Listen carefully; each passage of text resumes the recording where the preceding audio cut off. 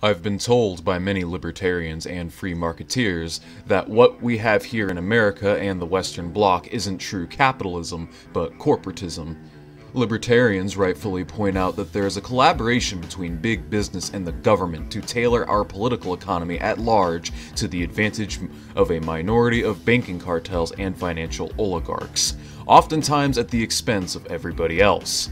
However, their interpretation of this phenomenon leads them to believe that this isn't real capitalism, since businesses have become too centralized and opportunities for upcoming entrepreneurs to compete has grown increasingly difficult over time. And in a sense, they're not entirely wrong. The more advanced capitalist countries tend to have fewer, but larger firms that produce most of the things that we consume on a regular basis. This makes it difficult for smaller firms to come along and compete. However, due to property relations remaining the way that they are, that is, with a minority of billionaire oligarchs and investors owning most of the wealth, having all of the politicians in their back pocket, and controlling most of the means of production, we effectively live in an oligarchy. Libertarians see where we are, and may even understand how we got here. However, their solution isn't the obvious one, that is, kicking said minority of greedy oligarchs to the curb, socializing the means of production, and transforming the state into an organ of workers' control. Instead, it's not the system that's the problem, but the government, and all we have to do is turn the clocks back on capitalist development, scaling back the government's and corporate size to what they effectively perceive as more appropriate. The answer to everything is simply, let the free market fix it. Government keeps taxing workers and using that money to bail out big business during recessions. Just downsize the government, and then let the market correction shatter these large institutions. Is monopoly-priced housing, education, and healthcare a problem? Just deregulate the market so that more competitors can come in and undercut the mortgage brokers, colleges, insurance, and pharmaceutical cartels. Got a problem with rising prices and high unemployment? Just get rid of the minimum wage so that companies can price labor at the value of the market. Have a problem with pollution and ecological damage? Simple. Privatize the land. After all, landowners aren't going to want to wreck the environment since it's their own property. I hope. The general theme of libertarian reasoning is that capitalism is great. It's brought us increases in living standards, innovation, economic development, and that anything wrong with the system can't be a byproduct of it, but a distortion, a corruption, a deviation, a revisioning of the purity of the free market. In other words, the freer the markets, the freer the people. So we just need to free up the markets and have just enough state involvement to enforce property rights, and everything will be just fine. This is an interesting point, because if you look at many nations in Africa, their markets are as free as can be. And I don't know about you, but many of these places aren't particularly nice places to live. In the first installment of this topic, we are going to overview a time that true unfettered capitalism, complete with minimal regulations, taxes, and a state that is only concerned with protecting property rights, was implemented in a non-capitalist society, and see whether or not it's true that the cure-all is capitalism. The Soviet Union was as non-capitalist of a country as it gets, as their socialist system was a command economy, devoid of private property relations. After the death of Stalin in 1953 and the subsequent installation of Khrushchev as the new general secretary of the party, there was a constant pressure that the Soviet system faced to restore capitalist characteristics as well as a perpetual degradation of the planning process. Eventually, these contradictions within their planned economy began to amalgamate to the point where Gorbachev came along and set the stage for capitalist restoration in the USSR. Gorbachev introduced glasnost, which brought a number of liberal reforms in the form of freedom of the press and tolerance of more than one political party in Soviet Russia. Following this was a flooding of the airwaves of pro-capitalist propaganda and how the current system doesn't work and how we need to introduce bosses to do the managing for us. At the same time, to combat the growing alcoholism in the USSR, Gorbachev passed prohibition of alcohol, which on one hand did help to reduce alcohol consumption, but on the other hand only facilitated an already emerging black market and gave rise to the Russian oligarchy in the decades to come. Cue Boris Yeltsin. In 1991, there was an attempted coup d'etat against Gorbachev's government, which massively contributed to the destabilization of the USSR. And following this coup, Gorbachev's political credibility had been destroyed, and Yeltsin had been elected president of the Russian Republic. Following Yeltsin's presidency was the dissolution of the USSR. Despite the majority of the popular vote and referendum to maintain the Union, in Russia, for example, 75% of the population wanted to maintain the Union, along with 75% in Belarus, 83% in Ukraine, 88% in Kazakhstan, 93% in Azerbaijan, 98% in Turkmenistan, 95% in Uzbekistan, 96% in Tajikistan, and 96% in Kyrgyzstan, with an average of 80% of the total Soviet population being in favor of maintaining the Soviet Union with some reforms. It would seem, according to the data, that the Soviet people didn't really want capitalism after all. Just better socialism. Nevertheless, Yeltsin, Mr. Champion of Freedom and Democracy up to that point, found himself speaking of the dangers of democracy at a national speech in December of 1991. Apparently capitalism, the system that is championed by liberals as the foundation of freedom and democracy, couldn't be introduced by means of popular vote. So what did Yeltsin do? Well, he did what any good liberal demagogue would do in that situation. He suspended parliament, enforced a police state, and had all of Russia's assets privatized by force, using highly repressive measures against hardliners who opposed his market reforms. Thousands of people were killed in riots, and thousands more were jailed. Yeltsin banned labor unions from political activities, suppressed dozens of news outlets, and exercised dictatorial control over the Russian Federation throughout the 1990s. So what were the consequences of imposing capitalism on the former Soviet people as well as the economy at large?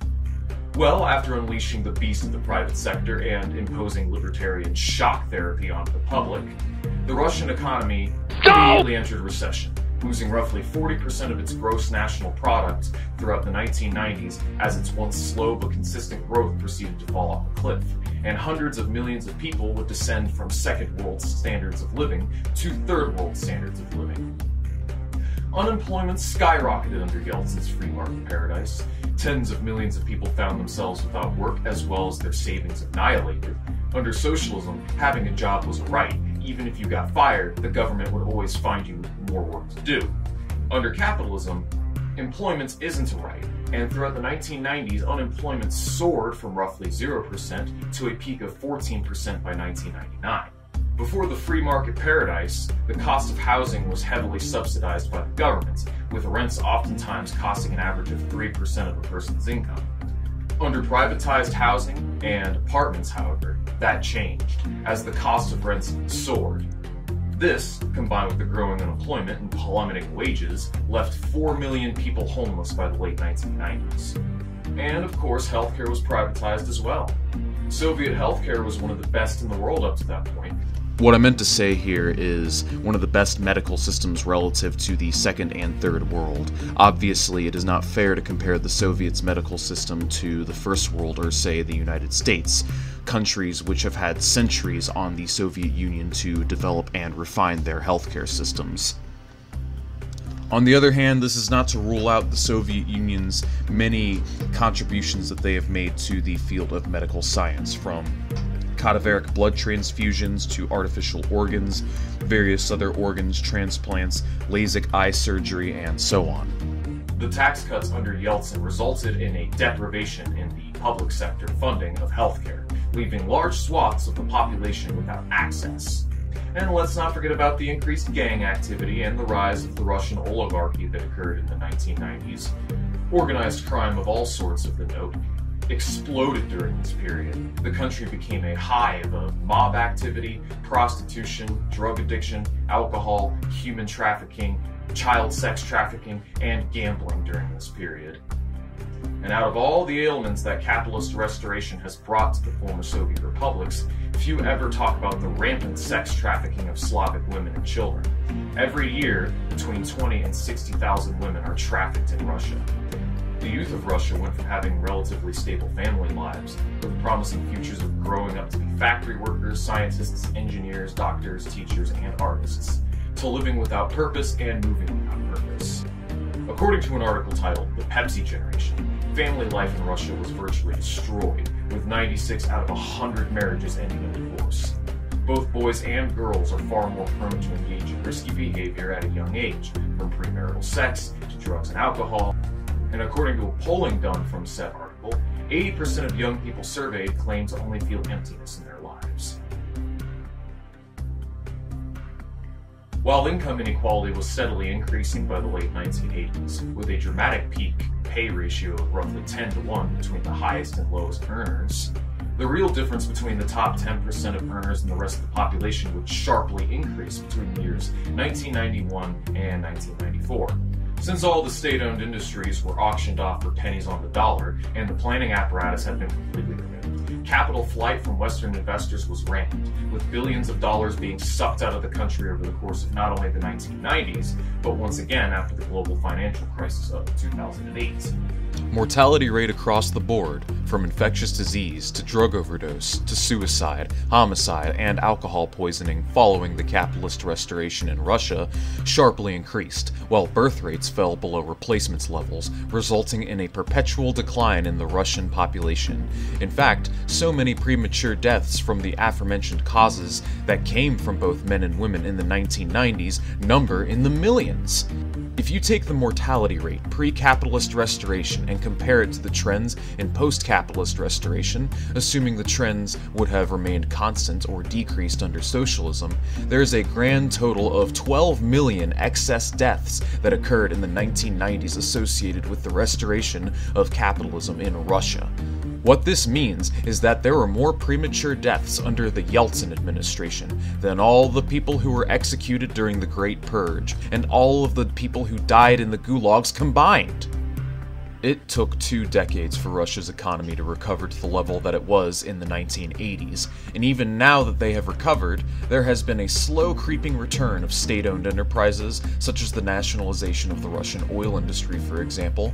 That's right, their economy's sharp recovery through the mid to late 2000s coincided with a deviation away from laissez-faire capitalism and an introduction to more state control and protectionist trade policies.